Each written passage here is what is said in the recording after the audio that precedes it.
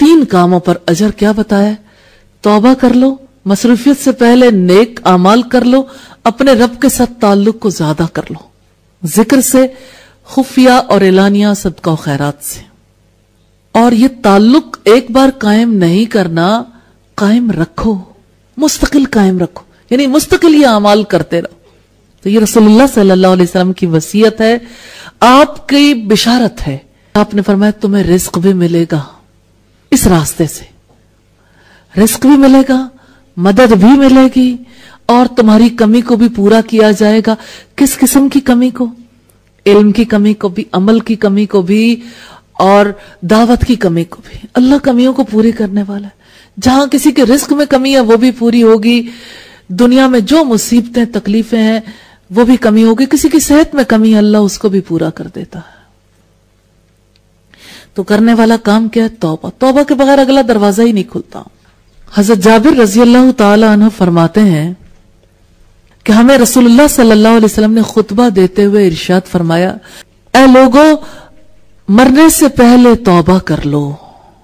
اس سے پہلے کہ تم وفات پا جاؤ توبہ کر لو، اور مصروفیت سے پہلے نیک اعمال کر لو. اس سے پہلے کہ تم مشغول ہو جاؤ نیک اعمال کر لو.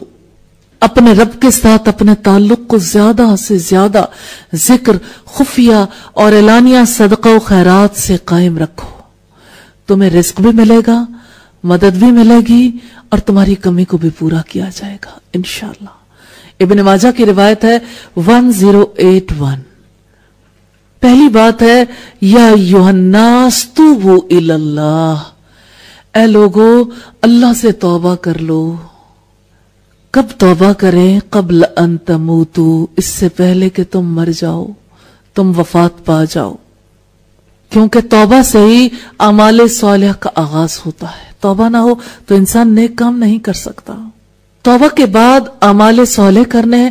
اور دوسری چیز ہے کہ جو تعلق ہے تمہارا اور تمہارے رب کے درمیان اس کو مضبوط کر لو. توبہ ضروری ہے، توبہ کے بغیر یہ تعلق نہیں جڑ سکتا. اور تعلق کس سے مضبوط ہوگا؟ ذکر سے. اللہ کا ذکر کرنا ہے کثرت سے. پھر خفیہ اور اعلانیہ صدقہ و خیرات سے. دوسرا کام کیا ہے؟ تعلق کے لیے صدقہ کرنا.